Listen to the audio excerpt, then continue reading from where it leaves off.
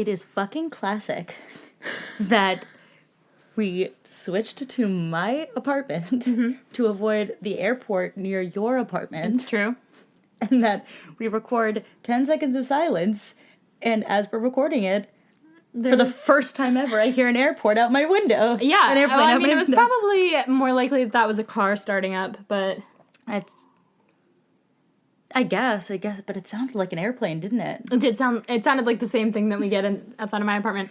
We are here in our new location, Becca's room. Yes, it is a little cozier. Yeah, we're sitting on her bed, which is nice. Yes, I have a very nice duvet cover, but primarily it's nice because the reverb is a little better in here. So are you ready to hear my story? Yes.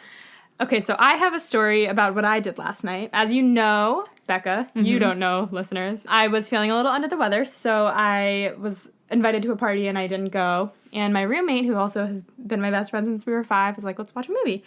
And so we got hot chocolate, we got popcorn, and we watched You've Got Mail.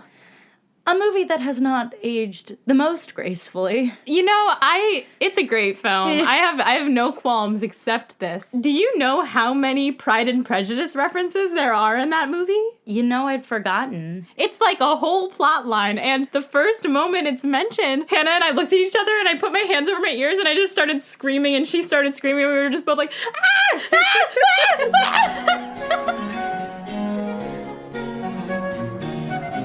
Hi everyone, I'm Molly. I'm Becca. And welcome to Pod and Prejudice. We're going to talk some Jane Austen, specifically. If you're joining us now, I'm just going to go through it really quickly. Yep. Molly's never read Jane Austen novels. I've read a lot of Jane Austen novels. We're reading Pride and Prejudice. Get on board. And today we are finishing out Volume the First. Volume the First of Pride and Prejudice. I've begun my notes on these by calling these the what the fuck chapters because I texted Becca so many times just what the fuck. So Molly often texts me while she's reading the book and I try really hard not to respond. It was particularly difficult to not respond to Molly's texts this time because they were highly emotional. Very. But I have been waiting since I think episode 2 at least for these chapters. Mm-hmm. They have been in the back of my mind as we've been doing this podcast. Mm-hmm. So I'm really excited to get talking about them. Ah! And for Molly to vent all of her feelings about what's happening in these chapters.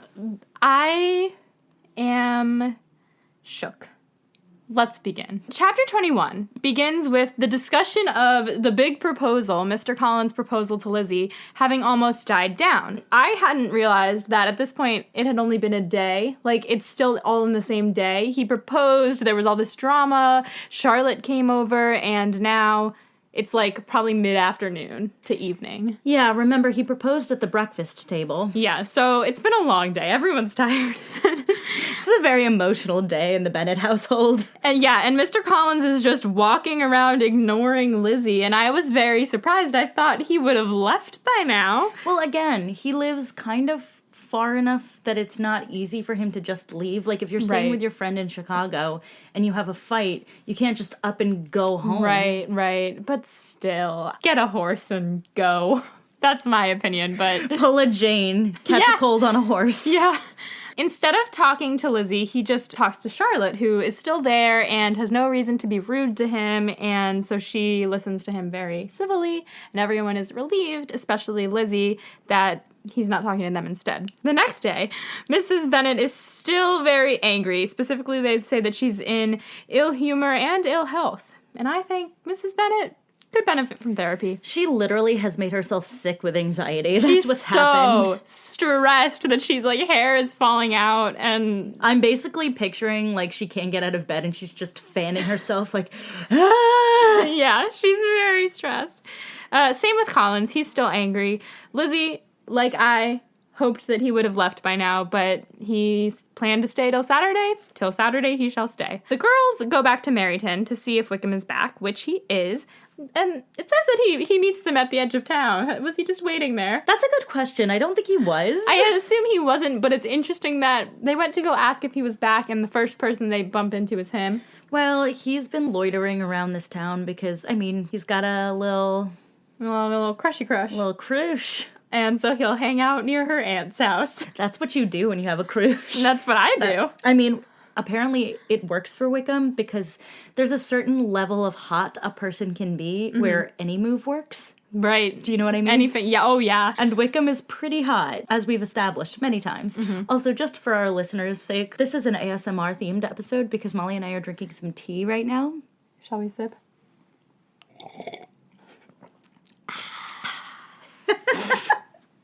So if you at any point in time hear a weird slurp, that is because we have some warm peppermint liquid in our hands. And it is making us happy because this is a very cold room. And in fact, New York is cold now. New York just is suddenly so cold. Freezing.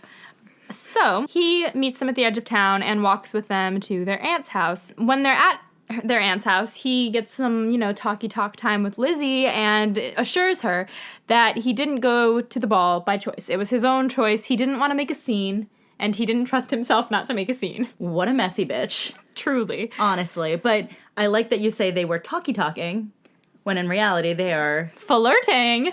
Oh, yeah. It's described as the commendation which they civilly bestowed on each other. Wait, do you want me to pull up the... Yeah, I brought my book, but it's over there. Here, do you want to grab it really quick? Yeah, I should get it. Their flirting is described as such. They had leisure for a full discussion of it and for all the commendation which they civilly bestowed upon each other. Lizzie, you slutty little bitch. So civil. So civil. No, I'm kidding. Wickham and another officer walk them all the way back to Longbourn, which Lizzie seems as prime because she wants to introduce him to her parents. But then we don't even get, a Wickham meeting the parents scene. Well, some other things supersede that, but basically, Wickham and Lizzie are just kind of in really early modes of sort of courting each other. For sure. So there's time for those things. Yeah. And other things take precedence. Other things happen at this point, which is Jane gets a letter from Netherfield. And Lizzie watches her read it and starts to notice a shift in the vibe. Jane tries to be cheerful when she re-enters the conversation, but Lizzie notices that she's kind of distracted. So have you ever, had a friend get a disturbing text message in, class or a group hangout? Yeah. And you immediately know something happened? Yeah, they just kind of get really quiet and are looking at their phone. Yeah. And this is one of those times where if Lizzie had a cell phone, she would have texted Jane, "You okay? You went quiet." Yeah. And then Jane would have texted back, talk later. Yeah. But instead, what we have is that Lizzie's just kind of distracted, even from her little boo thing. Yeah. She's distracted. And as soon as Boothang leaves, Jane and Lizzie go into another room, and Jane tells her that Caroline has written to tell her that they have all left Netherfield and are never coming back. Yeah, it's like a full stop. Yeah. It's a record scratch. It's me texting Becca, what? That is what happened. Also, I saw in your book that you just wrote what? Yeah, very large. Very, very large. Never coming back. So back in episode 1, you and I had a discussion about how they've, leased Netherfield. Right. And I didn't want to give anything away. Is this to say that their lease is up? Well, yeah, they don't have to go back out there, I think. Well, it seems like they're not coming back for the winter, is what everyone keeps saying. So I was like, are they going back eventually or no? Have they given up their lease? Well, that I'm not going to tell you. Okay, so they don't have to stay there, and they're not. They're renting, and now they're all right, done with that. That makes sense. I'm surprised. I feel like this moment is heartbreaking in a big way. Oh, it gets worse. It gets so much worse. Poor Jane. She's so dumb. She's not just dumb. It's so easy when you are sort of flirting with someone, courting them, and you really feel like you've sensed a connection. Yeah. And then they rip the rug out from under you. It is so easy to feel like you were the fool and that you made it all up. Mm-hmm. I'm not speaking from personal experience. Are you not, Becca? No, I am. We all are. Yeah, we It's happened to everyone. It has. We all break hearts and get our hearts broken.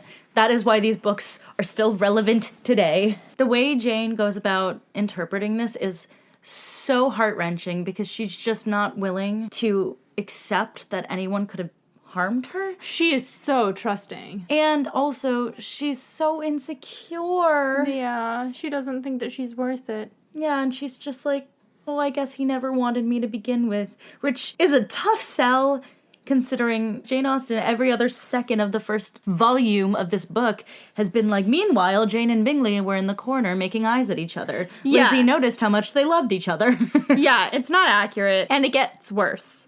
So, Caroline has written that the only thing she regrets leaving behind is Jane's society and hopes that they will write to each other frequently. She refers to their dialogues as delightful intercourse. And Lizzie listens to all of this with, like, a deep sense of distrust, but she also doesn't really see any loss in them having left because she hates those sisters and she believes that Bingley will come back anyway to visit or to stay. You know, do you want to stay for dinner? Do you want to stay forever? She tells this to Jane, and she adds that the delightful intercourse that they've known as friends will soon be restored as sisters when Jane and Bingley get married. All tied up neatly with a bow. Love that. But wait, there's more. Caroline says that they've all gone with Charlie so that he won't have to stay in a comfortless hotel, and that she wishes Jane could come, but she's sure Jane can't come. Jane can come if she wants. It's kind of like, oh, but I know your parents aren't going to let you go with us on this trip, so so sad. Yeah, exactly. It's just throwing it in her face that they're off there having fun without her. And she hopes that her holidays will be the best, and, quote, that your beau, as in, like, your pleasantries, I suppose, will be so numerous as to prevent your feeling the loss of the three whom we shall deprive you.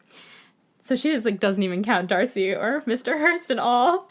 Well, I mean, Darcy's not really society. He's just grump. He's just there. And Mr. Hurst is just there. Yeah, he's just meh. I did talk to someone recently who told me that it's, like, pretty heavily implied that Mr. Hurst is just a straight-up lush, which, now that I think about it, makes so much sense. Is a what? Alcoholic. Like he's drunk all the time. Alcoholic. I thought you said something else. Lush? What did you think it was? Oh, no, then you said alcoholic, and I thought you said a colic, and I was like cholera? Yeah, he's just shitting his pants in the corner. I didn't understand here. No, someone told me that apparently it's heavily implied, and I can see that now, and I'm glad that our listeners are participating in the dialogue. Ooh. So Jane derives from this that clearly Bingley isn't coming back this winter, and Lizzie says what's clear is that Caroline doesn't think that he should, not that he won't, and Jane says that he is his own master, and it's his own doing, and I say to that, Jane, Bingley is the least his own master in this entire book. That is so true. He's so codependent. I know. There's no way he can make this decision for himself. I remember vividly in episode 1, you said something to the effect of, I relate to Bingley because he needs like 5 people's opinions before he makes any move. Yeah, specifically 12 people's opinions. Yeah, and that is so accurate, and I was just gonna sit there buttoned up and be like, he's not the master of his own. He's not. So, still, more to come. Darcy is eager to... This is all Caroline's letter. Darcy is eager to see his sister, whose name we learn is Georgiana. I'm going to call her Georgie. Oh, I'm down with that. That's a good Georgiana nickname. Yeah, and everyone in the party is equally as eager to see her because she is the most beautiful, elegant, and accomplished woman. And Louisa, did we know that her sister's name was Louisa? Louisa Hurst? I think we named her something else. Yeah, we named her Leanne. Louisa Leanne, potato. Potato. That Caroline and Louisa are so hopeful that she will become their sister. And to that, I was like, oh, obviously, because Caroline wants to marry Darcy, and that would make Georgie their sister. No, that's not what she meant. I was wrong. What did she mean, Molly? She explains that her brother Charlie has already admired Georgie greatly, and she believes that Charles is the most capable of engaging any woman's heart. Basically saying that she wants Charlie to marry Georgie Darcy. What? This is particularly cruel. It was just so out of left field. I think it's one of the most brilliant lines from Caroline Bingley so far in this book. She is a mean girl, and she is a mean girl that is effective to a point. This is her most tactile attack. Oh, she was planning this. This is a very real move that is used by mean girls to this day to just casually mention somebody else involved. Yeah, be like, oh, he likes that girl, so, yeah, he's like, oh, he's been so hung up on her for years. I've heard that. Yeah. I'm sure you've heard that. I have. It's really devastating and very easy to do. And the worst part about the attack is that you can claim ignorance. Right. But we know Caroline's not ignorant. Oh, there's no way she could be. Well, we literally have read portions of her talking to her brother about this girl. Right. So it's just so bitchy and it's so aimed at Jane to make her self-doubt. And we all know that Jane does that enough already. Honestly, I think we're all Lizzie Bennet in this moment, just being like, how fucking dare you? Yeah, it's like that meme where it's that boy and he's holding all of the Luke Skywalkers, and it's like me when I see the Last Jedi trailer and he's like holding all the Luke Skywalkers and a gun. That's how it's just like we're all holding Jane in our arms. Or that Kevin Hart meme where you're just holding him and you're pointing the gun at the other person. I saw that with C-3PO in the recent trailer. Oh, yeah. We're not going to go there We're not going to go there. We're not going to go there yet. So Jane is like, Lizzie, isn't it clear? Caroline is telling me that Charlie doesn't love me. I'm calling him Charlie, but we all know I'm talking about Bingley, right? Oh, yeah, we know Great. you're talking about Okay. Charles Bingley. Caroline is telling me that Charlie doesn't love me, and if she even suspects that I kind of like him, she's trying to put me, most kindly, on my guard. This was not kind, Jane. Could it possibly mean anything else? And Lizzie's like, yeah, it could. Caroline knows that Charlie loves you, and she wants him to marry Georgie, and she's followed him into town to keep him there and is trying to convince you that he doesn't love you. Put very upfront, just, this is what it is, and Jane doesn't believe it at all. And Lizzie's like, nobody in their right mind couldn't see how Bingley feels about you. Quote, could she, meaning Caroline, have seen half as much love in Mr. Darcy for herself, she would have ordered her wedding clothes. Seriously. Then, very blatantly, Lizzie says, the case is this. We are not rich enough or grand enough for them. Boom. Caroline wants Bingley to marry Georgiana Darcy because she thinks that the chances of her marrying our boy Darcy would be increased if there is already one intermarriage. But I think that's creepy because then they'd be in-laws. I think it's less creepy than the cousin thing. Sure, but cousin seems like this time period everyone's marrying their cousin. So that makes it chill? No. I think this is way more chill. What is chill about Caroline Bingley? Please tell me. Oh, nothing is chill about Caroline Bingley. I simply mean that marrying your Sure. brother's wife's brother is not physically like blood incest. Right. It has its creepy elements, but I am way more willing to remove those elements for Right. the time period than the cousin element. For our listeners, this is a debate you're welcome to engage in. Cousins versus in-laws, which is creepier? Love that for us. This is a good journey for us to go on. Yeah, I will say that Caroline's really pulling on a lot of strings here, and I think that's what bothers me the most. Lizzie also says that she thinks that this plan would work, except for Baby de Bourgh. Baby de Bourgh. Ruining everything. Ruining everything. If you are joining us now for the first time, Darcy and Baby de Bourgh are basically set to be married at some point. Yes, betrothed by rumor. But Lizzie says that she doesn't think that just because Bingley admires Georgiana Darcy doesn't mean that he likes Jane any less, and she doesn't think Caroline could ever convince him not to like Jane. Jane says that Caroline is incapable of lying. This is where I lose a little patience with Jane. A little? Jane, you're so dumb. Like, I love you. I love her. But she is ignorant. Yeah, but we all have our friend who, like, undervalues yourself, and she's like, no, I must be at fault. Yeah. It just gets aggravating when it gets to this point. I do have friends like that, and I do yell at them. I'm like, shut up! You make your friends look at the facts. Yes, this is the facts. You are denying them. It's like, I'm going to force you to love yourself. And Jane doesn't. And she hopes that Caroline is just deceived herself, and that she's wrong in believing that. And Lizzie's like, okay, believe that if you will, and now you can forget about it. She's deceived. And Jane says, but how could I ever be happy accepting a man whose sisters and friends all wish for him to marry someone else? Which is real. She's so selfless. She is. And also, everyone's approval in these things matters to everyone. Like, you can say you don't care what people think, but you do. That is true, except basically, like, Mary. Well, no, Mary does care what other people think. Well, Mary doesn't really care what other people think. She does, because she's trying to prove herself in some way, shape, or form.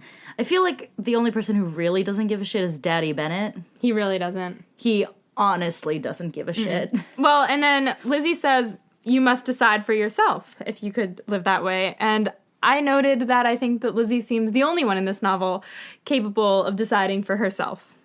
Except maybe Kittia and Mary. So, like, 4 out of 5 sisters. Yeah, so Jane needs to decide for herself a little more. Jane needs to read some self-love books. Yeah. She needs to read Jamila Jamil's Instagram feed. Oh, we love Jamila Jamil on this podcast. If you'd love to come on this podcast, we would adore to have you. We would probably die. Yeah. Can we handle it? Unclear. Unclear. So Lizzie tells Jane if she deliberates and finds that she would be more upset over disobliging his sisters than she would be happy over being his wife, then by all means, she should turn him down. And Jane says, how could you even think that? Even though I'd be upset, I could never deny him. Oh, swoon. Sounds like she's already made up her mind. Oh. But she won't have to decide anyway, she says, because he's never coming back. Lizzie says that's just a suggestion of Caroline's interested wishes, and that she doubts that those wishes could influence a young man so totally independent of anyone. Which is just an ominous thing for Lizzie to say. Well, yeah, and again, a young man so totally independent of everyone, he needs 12 opinions. He needs them. He's the least independent person. Why is it ominous? Well, like, to say, like, he's so independent. Of course he'll come back. I'm sensing some foreshadowing. Well, I mean, it's already foreshadowed into the next 2 chapters we read. Yes, which is the only reason I do sense the foreshadowing, because I have read the next 2 chapters. Exactly. So when you first read this, did you just think that it was obvious Caroline had just made this up? Yeah. Well, yeah, because here's the thing. My first thought was that Caroline is still just harping on Darcy. Then when she said the whole thing about him and the other one, Georgiana Darcy, that has me a little bit questioning, like, you know, their family ties, because they're very close family friends. So there is a possibility that that has been planned out at some point. But how could, I know that Caroline knows that Bingley and Jane have feelings for each other. So that is definitely fake, that she's pretending she doesn't know. Mm-hmm. But the potential for them to get actually married, Georgie and Charlie, like, that's a possibility. Team Jingley? No, Team Georgie. Bingleyana. Team Bingleyana Darcy. I am not Team Bingleyana Darcy. I just want to say, we're not on that board. We're not about the space. No, not about that base. Jane cheers up, though, and they decide that they're only going to tell Mrs. Bennet that they left, but not the whole story. They're not telling them anything about Georgie Darcy and the potential not coming back thing. But even just knowing that they left, she bewailed, which is my new favorite word. Oof. This is a tough couple chapters for Mrs. Bennet. She's really struggling. She's having a time. It's, especially that Mrs. Bennet didn't even like the concept of him leaving for like a day back in chapter 2 or whenever, where she was like, oh my God, what if he's always away on work and my daughter is alone in the house and blah, blah, blah. Like, now he's gone. She's upset. Oof. Yep. Which brings us to chapter 22. The Bennets go to the Lucases to dine. And Charlotte, once again, occupies Mr. Collins' time, because apparently Mr. Collins is invited wherever the Bennets are invited. And everyone is thankful, and Lizzie especially, again, is super thankful. And Charlotte's like, no biggie, I can talk to him because... Big surprise here. Possibly an even bigger plot twist. I couldn't even type straight writing these notes.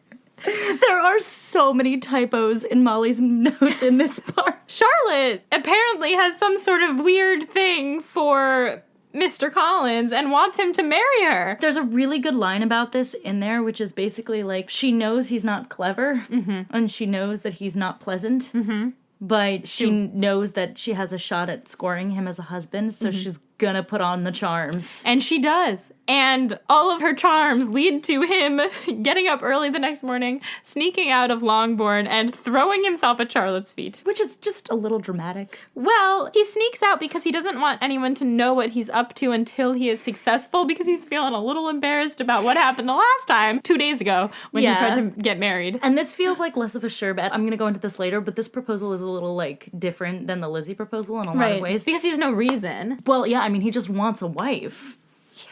Poor baby. I mean, do we already forget last chapters? No, he really wants a wife. Oh, he was not great. He's not a poor baby. We don't like him. So Charlotte sees him coming, running to the house, and immediately sets out to, quote, meet him accidentally in the lane. Charlotte, you sly dog. Girl, Charlotte fucks. She does. Charlotte knows what she's got going. Charlotte sees him coming, and he launches into his usual speeches. And in, quote, as short a time as his long speeches would allow, everything was settled between them. Basically, he's like, pick a date to make me the happiest man alive. And she is just like, whenever. Because she knows that he's too stupid to be charming, is what she then reasons. But she's accepting on the basis of the pure and disinterested desire for an establishment. Sure. Yeah, as I've realized I say basically every episode here, the economics of dating in the Jane Austen world. Charlotte was destined for spinsterhood, and she saw an out, and she took it. And this is so juxtaposed against Lizzie's desire for love and companionship, and Jane's fantasy with this sweet, sweet man who she adored so much. You have Charlotte basically saying, yeah, I'd be economically destitute or a leech on my family. So instead, what I have going for me is this kind of stupid guy will give me a comfortable home. Yeah. I'll have an income. Isn't that great? It is a different way of looking at things, and one that is hard to judge Charlotte for, but one in which I feel like even Lizzie pities her in the moment, but I feel nowadays is one where we as ladies of the 21st century can really look at the sobering reality of being unmarried in this era. Yeah, well, I have some thoughts on what Lizzie thinks about this, but we'll get to that. Sir William and Lady Lucas are also very pleased that their daughter's going to have this income. And Lady Lucas immediately starts calculating with more interest than the matter had ever excited before how much longer Mr. Bennet has on this earth. I like to think that they've thought about it before, though, because it says that it had never excited before. Well, it's never been exciting before, but maybe it's just topic of conversation. Which makes me think that maybe he doesn't look quite like Zachary Quinto, and maybe he is a little bit closer to Santa Daddy. Santa Daddy? Santa Daddy. Oof, that is a rough phrase. Yeah, I don't like it, and additionally, I'm still gonna go on picturing Zachary Quinto maybe with a little salt and pepper hair. Yeah, that's exactly what we're talking about here. Yeah. Question, though, is Sir William not rich from having been knighted and all that? Because I thought he was a philanthropist. I mean, they're all, like, kind of rich, including the Bennets. Okay. But he's not like Darcy rich or Bingley rich. He's not of the high money classes. He's just a knight. But he's not as rich as even Collins? I think he is richer than Collins, but only because Collins hasn't inherited yet. But this is also very much the fact that Charlotte would have been destitute. Right, and she's already 27. Yeah, exactly. So they're just happy for her to found someone. And it's not the same exact situation because the Lucases do have sons.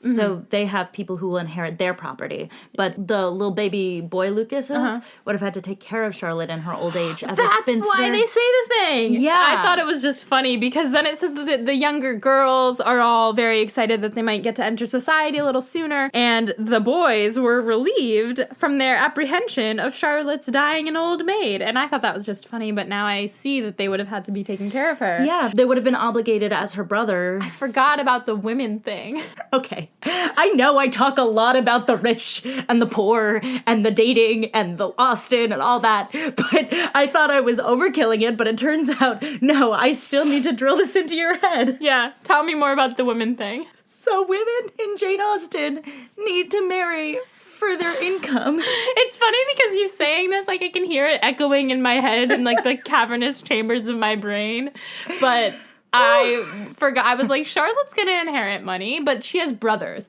I think that's maybe what I was forgetting. Yeah. Because with the Bennets, we don't really have to think about that because they're all women. Well, that's why it's a panic with the Bennets. Right. If they had a brother. I got that. Yeah, I got that. Yeah. Because if they had a brother, he would inherit the estate. Yeah. No. Yeah, he would. But it's entailed. Yeah, it would be entailed to their brother. Okay. It is entailed to the next male heir. Is every estate entailed to the next main heir? Not male heir? Every estate. It's complicated, but like the general rule of thumb is it passes by males. Is the estate entailed because they're all women? It's entailed because that's the nature of the estate. It passes by fee-tail, which is like this. Becca is a lawyer. I'm a lawyer. I'm a lawyer in the economics of dating and Jane Austen, the two themes of this podcast. Yeah. So a fee-tail is a created sort of like device. Think of it like a deed. It is sort of enshrined, and it basically says, this passes by male heir. Oh. And you can't sell the property. It has to stay, like when you've inherited the property, you cannot sell it. So the next person who will inherit it also cannot sell it, and the males are the ones inheriting. Got it. So theoretically, like I said, this doesn't exist in America.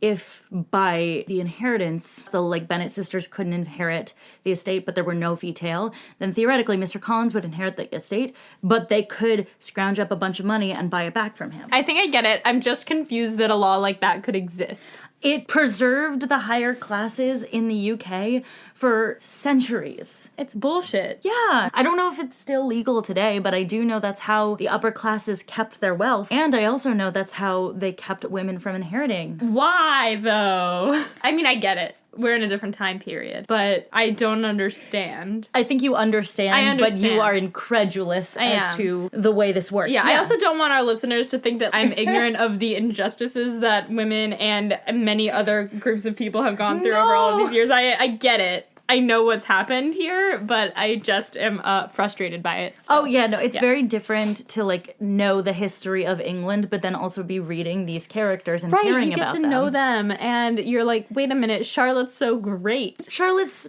brilliant, and she's smart, and she's such a good companion to Lizzie, and who cares that she's 27 and single? Yeah. That's how we want to be. Yeah. But in reality, Charlotte is trying to look out for her own life here. Yeah. So, yeah. And she's pretty indifferent about the fact that she's marrying this man. She doesn't really think very highly of him or men or of marriage in general, but she's always had the goal of eventually getting married because, it's, quote, the only honorable provision for a well-educated woman of small fortune, which is her. She was never very pretty, but now she feels all the good luck of a pretty girl. She is so practical, but I'm glad she's at least getting some, good feelings in. Yeah. Because apparently, like I said, Charlotte fucks. Yeah. She has abilities to woo a really ridiculously stupid man. Yeah, and she did it in a day. Atta girl. He threw himself at her feet. He was on the rebound. I'm going to talk about this more. Yeah. But it's still impressive. Yeah. She's very nervous to tell Lizzie, who is her best friend, and I get that because if there is such a thing as a girl code, she done broke it. But she wants to tell her herself, and she tells Collins not to mention anything when he gets back to Longbourn, which is very hard for him, since when he gets back, everyone immediately asks him where he was, and I'm imagining specifically Kittia meeting him at the door and being like, so where were you? I feel like yes, but I also feel like they have no interest in him as well. They have zero interest in him. Bored. But everyone directly asks him where he was, and he's being mysterious. I would love it to be not proposing if that's what you thought. Yeah, that's exactly what it is. And he's leaving the next morning, finally, so they have to say goodbye to him that night. And Mrs. Bennet, to be polite, says she hopes he'll visit them again at Longbourn soon. And he says he will. And they're all like, what? They're like, Lizzie offended him. Why would he come back? Right. And Mr. Bennet says, won't Lady Catherine be upset if you leave again? You'd better neglect your relations than run the risk of offending your patroness. And Collins doesn't see what's happening there. And he's like, oh, thank you for your friendly caution. I will be sure to clear it with her. And Mr. Bennet says, well, if it's at all likely she will be upset, which I'm sure it's very likely, we won't be offended if you don't come. He's like, please don't. Please don't come. And he and Collins are having this, war of manners, trying to see who can be more cordial. And Collins is like, oh, thank you very much for having me. And Bennett's like, please don't come back. We don't want you to offend anyone. And Collins is very thankful and says he'll be writing a letter of thanks as well. But now he wants to wish all of his cousins health and happiness, even Elizabeth. Dark. And just out loud he says this. And then everyone withdraws. Mrs. Bennet thinking maybe he wants to come back again soon so that he can try to court Mary, which I think is a great idea. It would have been a really good pairing. It would have been awesome. There's some adaptation out there where the lead up to all of this has Mary just thirsting after Collins, which I love as a conceit. I mean, again, I love picturing Mary as our beautiful closeted lesbian. Oh yeah, in the so time gay. period. She's so gay. But she would do well with Collins. They would be good friends. Maybe beards for each other. Oh, I would love that fanfic. Please write that for us. Somebody write that. And Mary, thinks more highly of him than anyone else, though he is by no means as clever as her. She thought maybe if she encouraged him to read more and improve himself by her example, he could be okay. So I really wish for that. But the next day, Charlotte comes over and tells Lizzie everything that has happened. And Lizzie is just aghast. She says impossible. And Charlotte is a little bit taken aback by this very abrupt reaction from Lizzie, but she says, why so surprised? Do you think it incredible that Mr. Collins should be able to procure any woman's good opinion because he was not so happy as to succeed with you? And I think that's fair. Lizzie collects herself and then tells her she's happy for her, and she says the prospect of their relationship is grateful to her. Now, I'm kind of seeing where Charlotte's coming from here, and I have some thoughts on what Lizzie might be feeling, because it's kind of like she turned down the guy who didn't seem good enough for her, and someone immediately scoops him up and is like now talking about how she's all set for life, and I feel like Lizzie might be feeling a little bit of like shit. Maybe not. Maybe I don't know Lizzie well enough, but I feel like if it were me, and I always feel like if I see someone I once turned down dating someone else, I'm like, damn, they're happy. Maybe that could have been me. It's so annoying where you're like, oh man, even the person I didn't want found somebody. Right. It's so bad. It's a very unhealthy instinct. I do not encourage this instinct. We should just let people be happy if we don't want them, but it is an instinct. It's an instinct, and I think that Lizzie is experiencing that based on how over the top she rejects the idea. I think that's true. I also think there's an element to it that's basically, first of all, again, goes to the fact that it means Charlotte is the heiress of Longbourn. Which I didn't think about until they mentioned it in the next chapter. Yep. I didn't even process that. But I also think it speaks to the fact that Lizzie is sort of young and beautiful, and Lizzie has prospects. So one of the things that I think is true about Lizzie, despite her independent girl power persona, is that she assumes she'll find a good husband. She is not on a level of thinking she's gonna end up like Charlotte does at 27. How old is Lizzie again? Did we find out? We haven't found out. She's much younger than Charlotte, though. She is of a ripe marrying age. Okay. She is not an old maid at all. I do not plan on being married by the time I'm 27. I am 26. What is that line from Broad City? I'm 27. What am I, a child bride? I've never seen Broad City. Becca's aghast. I've never seen Broad City. I just watched Girls for the first time. Literally, I'm sorry if this is going to offend people, but Broad City is way more of a priority than Girls. Girls is not very good. I enjoyed it. I did not enjoy Girls. But regardless, in this time period, 27 is extremely old, but Lizzie is not an old maid. Lizzie is ripe for the picking for many husbands. But I think many husbands. Lizzie is assuming that she's gonna be happy in the end. And she's pretty, she's charming, she's smart as a tack. She reads the books. Exactly, and she's good at being in society. So she has the ability to be discerning, but she does come from this place of privilege that I think she thinks it's gonna work out. Yeah. Charlotte has no delusions of that. Right. Because Charlotte, she's described as being kind of plain, but also Charlotte has lived the reality of, I'm gonna be an old maid. Yeah. And her brothers are probably like harping on her about it. I don't know how much British people talk about this shit, but she's definitely someone that the town thinks of as someone who's not, gonna necessarily marry a guy. And she nabbed a guy with a modest income and a good job. She's gonna have all the trappings of life that would have been denied to her otherwise. Yeah. So does sort of speak to, like, it's really easy for Lizzie to mock when she clearly is going to have other suitors. She even has one suitor she's excited about, and one that she has no concept of. Yeah. Whew, forgot about him.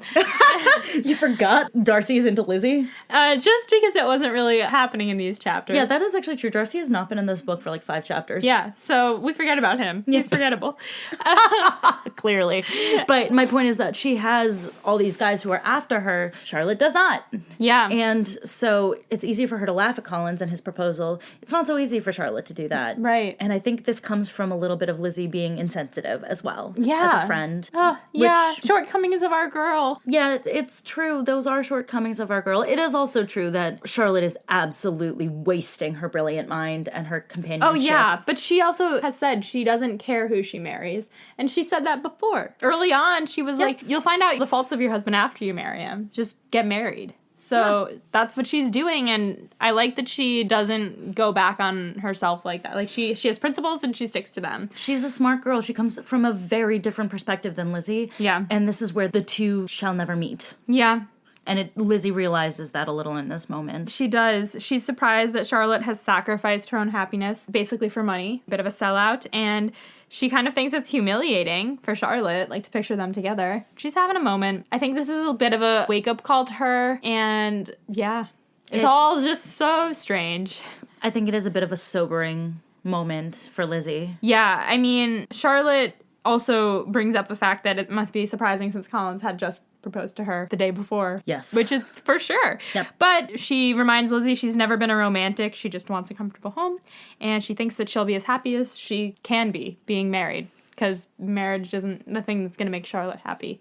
Pour one out for our awesome homie Charlotte, we are losing to a shitty marriage. If only we still had our tea, we finished I have water. No, don't actually pour any water on my floor.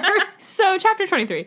Sir William comes by to tell the rest of the family. Is this the same day or later that day? I actually am not sure. I think it could be the same day. Yeah. He comes by to make the formal announcement. Mrs. Bennet immediately is like, you must be mistaken. And Lydia says, good Lord, Sir William, how could you tell such a story? Do you not know that Mr. Collins wants to marry Lizzie? This is so awkward. It's so awkward, and Sir William Lucas is very kind and tolerant and listens to all of their impertinence very calmly.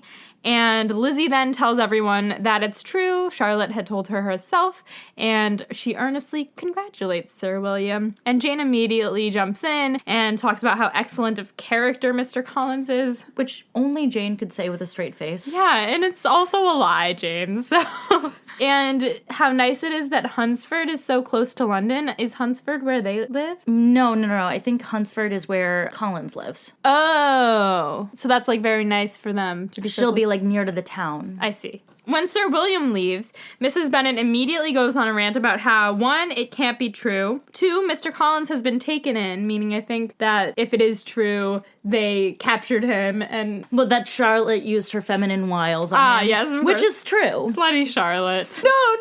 But, I mean, it's the idea that she's been manipulating him, which... Right. She has.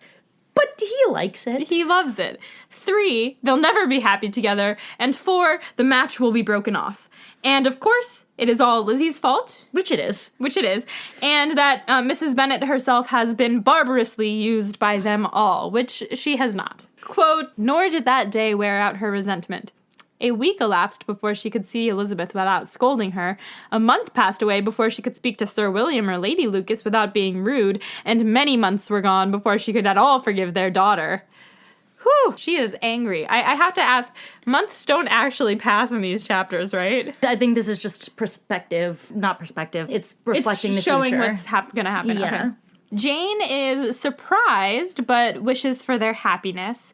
Lizzie doesn't believe that they will be happy, and Kittia doesn't really care. I wonder how Mary feels about it, because Mary could have been a suitor for him. Well, I think that most of this fanfic that we're writing, a lot of people would say that Mary is pretty upset. She's sad. She's holed herself up in her room with her Bible, and she's just been reading. I was gonna say with Simple Plan. Or with Simple Plan. Or My Chemical Romance. Green Day. Maybe just like Christina Perry over and over again. So, Lady Lucas keeps calling on Longbourn to say how happy she is. I have to give it to Lady Lucas for this, because Mrs. Bennet spends so much time just being like, oh, my daughters? Yeah. Oh my god, you're right. Lady Lucas finally gets to be like, oh, my daughter. I'm remembering chapter 5 when they go to the Lucases after the ball. Mm-hmm. She's like, oh, Charlotte, didn't you dance with him first? But then he danced with Jane twice. Yeah, and I imagine that Mrs. Bennet is just sitting there with this forced smile on her face like, oh, I'm so happy for you. That's exactly what's happening. Yeah. And Lady Lucas knows every moment of it, so she's been waiting for years for the moment to just put Mrs. Bennet in her place. Yep. This is a whole other story that could play out. Yeah, I love this. Lizzie and Charlotte don't really talk about it, and Lizzie's kind of lost all trust for her. She doesn't think that they'll ever really have confidence in each other ever again. Sometimes a friend makes a decision that is so counter to your belief system that is borderline a betrayal of you. Mm-hmm. I feel like Lizzie feels that a little here. She does. So instead of having any regard for Charlotte, she turns all her regard to her sister because Bingley still hasn't written. But I had to put a little note in here about self-love. Lizzie, what about some regard for yourself? Why don't you take some time and, write in your journal and, I don't know, she could just reflect. Yeah. She's doing okay, though. Lickham is still, fine. Thriving at this point. It's true, but she does seem to always have to have concern for other people. Yeah, she's a very outward projector of all of her emotions, both good and bad. Mm-hmm. This is actually a really good point because She took all of her regard off Charlotte without even reflecting on how Charlotte must be doing with all this. Mm-hmm. And then she puts it all on Jane instead of dealing with, like, how it's making her feel, too. Yeah. Because there's got to be something there, like we've talked about. Jane had written Caroline back, but we haven't heard back from Caroline yet, and Collins' letter arrived, thanking them profusely for having him, and also letting them know that the only reason he actually wants to come back so soon is so that he can see Charlotte again, and that he'd be back on Monday in 2 weeks. Which is, And Mrs. Bennet wonders why he would come to Longbourn instead of just going to Lucas Lodge, which I also wonder. Well, he's gonna inherit Longbourn. That's true. Oh, yep. Mrs. Bennet is stressed. It's affecting her health, as we have talked about. She has literally made herself sick with anxiety at this point in time. The word has gotten around to Meryton that Bingley isn't coming back this winter, and that stresses her out even more. Well, yeah, there's a line in a chapter earlier where she was like, I'm gonna marry off 2 of my daughters. Oh my god. And then she marries off none. Yeah, and... You know, the Collins one we can clock her for being upset about, but the Bingley one, like, everyone knew. That is so bad. Ooh, that's gonna make their family look bad. It's gonna make Jane look scorned and pitied, which is a damn shame because she's Jane and she's perfect. She's so good.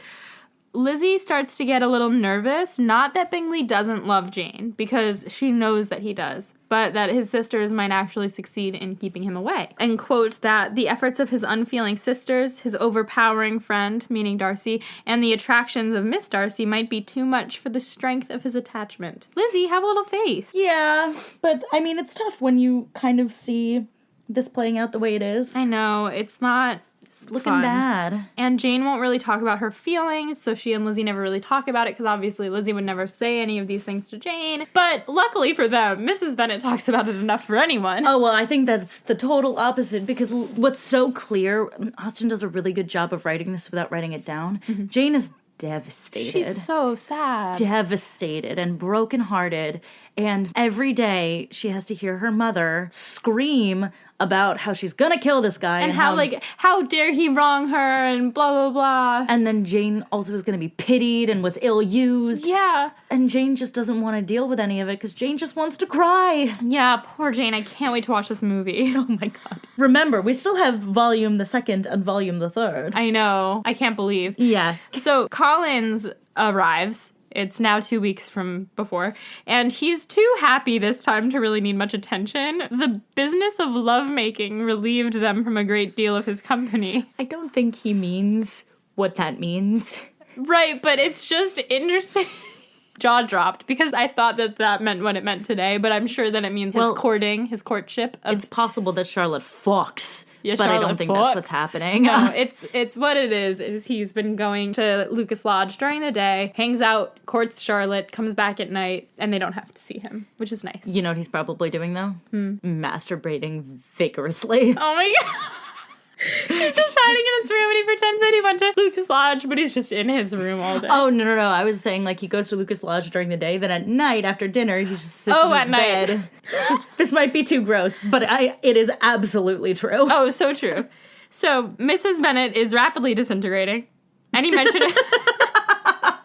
of Mr. Collins and Charlotte just throws her into an agony of ill humor, and she hears talk of it wherever she goes. I imagine that she's doing a lot of that talking. No, I think it's the gossip of the town. Ah, yes. Again, everyone thought Charlotte Lucas was going to be an old maid. This is big. This is big, news. yeah. Also, is big. People know Collins is inheriting this estate. So now, he chose not to marry any of the Bennet daughters. It looks bad. It looks super bad, and I didn't even think about it until now in the book, where they talk about how the sight of Charlotte makes Mrs. Bennet really angry because she's now her successor in the house. It's wild. Back to feeling bad for Mrs. Bennet. That sucks. It sucks. It really sucks. And Charlotte, I think, loves the Bennets and doesn't want to do them dirty. It's not her fault. I mean, it is her fault, but it's not her fault. It is her fault. It is her fault. I'm sure Mr. Collins would have come back for round 2 on a Bennet girl. Yeah. If he hadn't gotten Charlotte. Yeah. But I also can't fault her. She's doing her best for herself. She is. And she comes to their house a lot. And Mrs. Bennet, whenever she's there, Mrs. Bennet is just imagining that she's anticipating the hour of taking possession of the house. And whenever she sees Charlotte and Mr. Collins, like, whispering with each other, she assumes that they're, like, talking about the estate and how they're going to throw out Mrs. Bennet and the daughters the minute that Mr. Collins dies. And Mr. Bennet dies. The minute that Mr. Bennet dies. And Mrs. Bennet complains to Mr. Bennet, and she tells him how she's feeling about this, and he says, "Let us flatter ourselves that I may be the survivor." I like that you have like a low-key crush on Daddy Bennett. I have a high-key crush on Daddy Bennett. I'm not even ashamed at this point. Oh Everything my he God. says is brilliant. It really is. And Mrs. Bennet isn't really consoled by the fact that he might be the survivor. It's dicey that he's the survivor. He's a little old. And Collins is 25. Yeah. And Mr. Bennet, despite looking like Zachary Quinto, he's just doing well for his age, I guess, but he might die. So The theme of these chapters is Mr. Bennet might die. maybe this is a murder mystery. Who knows? Again, that's Agatha Christie. Sorry, we've done this already. So Mrs. Bennet complains then about the entail and says, if it were not for the entail, I should not mind it. He says, what should you not mind? She says, I should not mind anything at all. And he says, let us be thankful that you are preserved from a state of such insensibility. I love that. But then she says, how could one have the conscience to entail away an estate from one's own daughters? And I say, truly, how could one? Who made the entail? But we've already talked about this. I still don't understand. It's very difficult to break a fee tale. But, like, who made it? Someone way back when. So she asks, why should Mr. Collins have it more than anyone else? And Mr. Bennet says he leaves it to her to determine. Which is how volume the first ends, which seems like kind of a meh way to end. Well, not every copy of Pride and Prejudice breaks it into volumes. Oh. I like that it's broken into volumes here because I think it gives us nice markers to sort of review what we've gone through and give overarching themes to the pieces of this book. But yeah, that's kind of a dire place to end things. All the Bennets are kind of in disarray at this point. Except for Mr. Bennet. Who is unflappable. He's hot. All right, we're on my study questions now. I've got some good ones this time. I'm excited. So I said Bingley betrayal in big letters. What happened and what are your predictions for the Bingleys and when they come back, if they come back, what actually transpired? And do you buy all of what Lizzie said or all of what Jane said or somewhere in between? I'm on Lizzie's side here. I think that it's all Caroline. And maybe a little Louisa. I think that... Leanne. I think that Bingley has nothing to do with this, that he probably got called away on business, and it seemed like it was going to be longer than a 3-day trip, so they were like, we'll all come. This is where, early on, I said the sisters were going to fuck shit up. This is them. You did? Fucking shit up. And I don't know why, because it seems like Caroline's bigger concern should be her crush on Darcy. You would think, but again, Bingley is inheriting for them. Inheriting what? The Bingley fortune. So why did they care who he marries? It's about preserving the bloodline of, like, the high class. Oh, I see. So do they really want him to marry Darcy's sister? What does Darcy think about all this? These are my questions. I think that Jane is being dumb here. I think that Lizzie is probably correct in that it's all Charlotte being... Not Charlotte, Caroline. I think there's a little bit in that Jane's being dumb here, but I think that primarily I understand her instincts pretty profoundly on this. Yeah. It's a real heartbreaking moment. This is a deep disappointment, and we don't know what's happening. We don't know if he'll be back, when he'll be back. Yeah, I don't know if he's coming back, but I do believe that it's the sisters who are keeping him there. I do worry he'll be gone for quite some time. Yeah. Graham, we're gonna need the sound effect because we have a second proposal. Not necessarily that sound effect, but a sound effect. I can hear the bell. There's the singing we should have gone for in this episode. So, one of the things that I think is interesting is, first of all, we got some back-to-back proposals, which was a bit of a plot twist. Very big plot twist. But I do think there's a little bit of a difference between the way that Collins goes for Charlotte and Lizzie. And I would argue that Collins developed, if not genuine, at least actual feelings for Charlotte, where he didn't for Lizzie. I think he did because it actually mentions early on that when she walks into the room, he, like, greets her and asks about her family and stuff in earlier chapters. Yeah, and I think it's, like, one of those seeds that's planted kind of beautifully towards the beginning of the book. I don't know how popular opinion this is, but mostly I think he assumed he was going to be able to just nab one of the Bennet girls. So he nabs Lizzie. He's kind of humiliated and rejected and embarrassed. And then Charlotte shows him sort of flattery and kindness. And he's so grateful for that he's desperate to have her. And the fact that it says he fell to his knees proposing to her, like, that is a different approach than, Elizabeth, I'd like to make you my wife. That's so true. Right? He was so cordial to Lizzie, and to Charlotte, he was like, make me the happiest man alive. Exactly. I mean, I wouldn't say he was cordial to Lizzie. I would say he planned out a bunch of speeches and didn't think he had a shot at losing. Whereas here, there's a sense that he's almost trying for something romantic. And Charlotte's not buying it. But you can tell, like, she actually did listen to him and treat him nicer. Does go to show everyone needs a friend. And if you are looking for a way into someone's heart, it's not that difficult if that person is really socially awkward. Sure. Been there.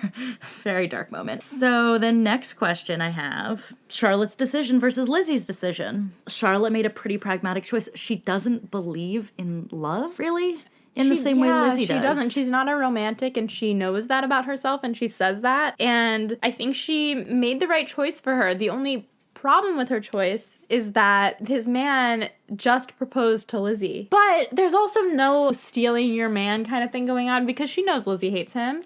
Yeah, and it's also, again, a little bit of a tragedy because Mr. Collins is so much worse than Charlotte. He's so much worse. And she's not gonna like her husband. Yeah, also, Lizzie's never gonna be able to forgive her for turning her out of her own house. Yeah. Maybe Charlotte would let her stay. But Lizzie would be miserable there with Collins. Well, there's 5 daughters. They're not going to realistically provide for all 5 daughters. Right, they can't. Yeah. It is an inevitability that Charlotte is now tied up in the disinheritance of the Bennet sisters, which is a bit of a tragedy also for these friendships that we have grown to love in these first few chapters of this book. So that's dark, but we can go on. So I wanted to go to the fact that we are finishing up Volume the First. Volume the First. We started this book with a certain set of expectations set up by the first line. It is a truth universally acknowledged that a single man in possession of a good fortune must be in want of a wife. We've basically run out a summer where these girls are trying to get these single men in possession of a good fortune or just interact with them at all. And we've seen a trajectory where we've gone from all these eligible single men who we think all these girls are just going to be dating, and now they're all gone? They left. Yeah, let's unpack this first piece of this story. What are your thoughts on this? So, the single men, at first, it was all kind of connected to the Bennet sisters in some way, and now all of the single men have been, in their brains, promised to someone else. Their family isn't the center of it anymore. Collins is now with Charlotte. Bingley now might be with baby Darcy. And Darcy might be with baby de Bourgh. And Wickham is still there. Yeah, Wickham is still there, flirting with Lizzie. Wickham is still there, and all the officers are still there. But all the other ones are out with other people now. So I'm interested in, like, what Volume the Second does with them. That is a very good question, and also begs the question of, will we meet other single men? Oh, God! In Volume the Second? What? I don't know, just speculating. That's too many people. Just gonna get overwhelmed by the amount of characters.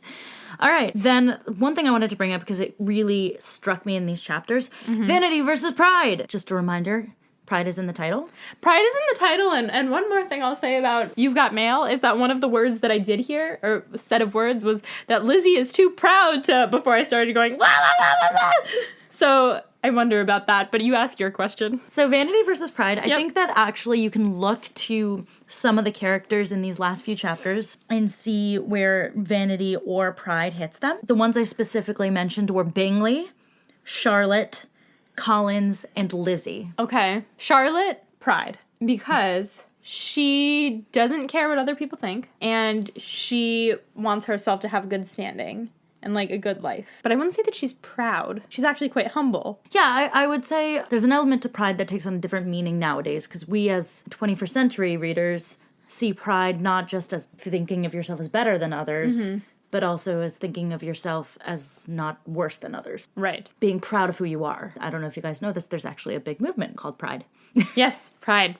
So it is not just... I do that. It is not just the deadly sin, it is also connected to self-worth. Self-worth. Yeah. Lizzie has big pride. You can have it to a fault, obviously, and this book already shows Darcy having it to a fault. Darcy has it to a fault. Lizzie has it to a fault. I think Collins has vanity, because if someone does not fit Lady Catherine de Bourgh's standards, he is not going to marry them. He is not really proud of who he is, so much as proud of what people perceive of him. How people perceive him and, like, his standing in life and, like, his status. Mm-hmm. So he's very vain. And I think Bingley is kind of similar to Jane in that he doesn't have a lot of self-worth. Well, I don't know. Right now I'm basing it on the fact that his, like, sisters have taken him away and they're, like, telling him what's good for him, and that's what I imagine's happening. Mm-hmm. But he knows what he wants and Jane knows what she wants, but they're both not very, like, proud. They don't know how to be who they are. Oh. Does he? I don't know. He's, like, such a great guy. Well, I'm gonna no comment that, but I was gonna say that they both clearly care so much about each other. It should be enough. It should be enough. I wonder if he's got any vanity in him. I was just gonna offer it up as a speculation. Yeah. All right, predictions for what comes next. Oh boy. Bingley is gone. Mr. Collins is leaving. We are set to never see Darcy again. What comes next? I imagine that Wickham's got to meet the parents. I think that with those other guys out of the way, Lizzie's got some time to bring her story to the forefront and maybe give herself a little, what do we call it, regard? R&R. R&R. I think she's going to have some time with Wickham. I don't think that Mr. Collins is gone. I don't think Mr. Collins is leaving. I think Mr. Collins is going to be around. And so was Charlotte. But, imagine if the story left to Longbourn and we got to see the sisters and Bingley and Darcy and Lady... What about Lady Catherine de Bourgh? I'm sorry, that's pronounced Catherine de Bourgh. What if Baby de Bourgh and Darcy get some story time? Oh my god. So, just to recap where we're at right now. Yes. Baby de Bourgh and we should start from... We're talking about the like, tree. web. The web. So, we have Wickham and Lizzie seem to be happily flirting in a corner. Mm-hmm. Lizzie has rejected Mr. Collins. Mr. Collins is now with Charlotte. And then you move over from that. Darcy, as far as we know, still kind of lusting after Lizzie. But promised to Baby de Bourgh, who lives across the street from Collins, who is now with Charlotte. Meanwhile, Caroline is trying to get them all over to Longbourn because she is wanting to get with Mr. Darcy and theoretically wants her brother to get with Baby Darcy. So she doesn't want them to go to Longbourn. She wants them to go to... Oh, sorry, not Longbourn. Pemberley. Pemberley. Mm-hmm. Then, meanwhile, we have Bingley and Jane, who clearly like each other, but something's going on. Some wrench has been thrown. What's it called? There's something rotten in the state of Denmark? Longbourn. Yes, exactly. Yes. And are we missing anyone? Oh, poor Mary. And Kittia. Kittia's chilling. They really haven't had any drama as of yet. No. They're living. They're thriving. It would be interesting to see them find someone. I'm not going to comment on that. Okay, funniest quote? So this comes right after Charlotte says yes to Mr. Collins. And it says, both parents were very excited about the prospect, and Lady Lucas began directly to calculate with more interest than the matter had ever excited before how many years longer Mr. Bennet was likely to live. Extremely dark. I love it. Very, very dark. Questions moving forward? Everything. Everything. How Charlotte and Collins, how? What? Bingley? Where? When? Come back? Why? Caroline? What? Fabulous. Yeah. Very concise. And then finally, who wins the chapters? Oh, man. Mr. Bennet. I said no one in my notes. Yeah, here's the thing. I want a lot of people. I want Charlotte living her life for herself, but hurt some people's feelings and kind of ruined her friendship with Lizzie. And also, like, marrying a guy who's just not worth her. Not worth her. Lizzie being kind of a bad friend, but additionally still going with her guts, so, like, gotta love Lizzie for that, but I feel like she showed some negative colors today. Yep. Mrs. Bennet, poor Mrs. Bennet, she doesn't win. Yeah, no, she's losing. She's lost the chapters. She's lost I think the we chapters. Can safely say that. Caroline, bitch.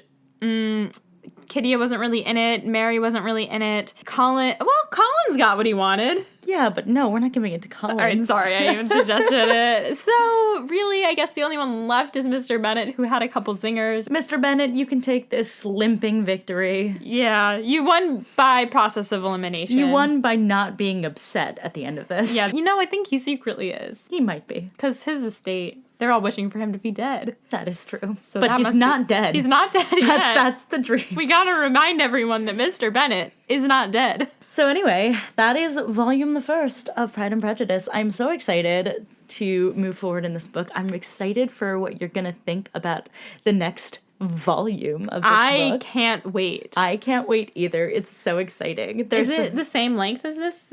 No, this is the longest volume. Ah. This is page 130, and this book is less than 400 pages. Wow. So we are solidly through it. Wow, so that's our time. Until next time, stay proper. And find a husband or a wife. Yes!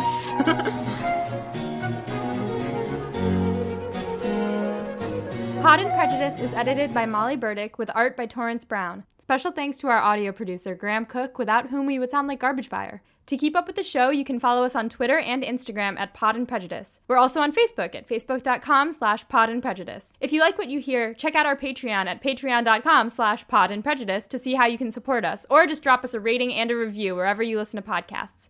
Thanks for listening.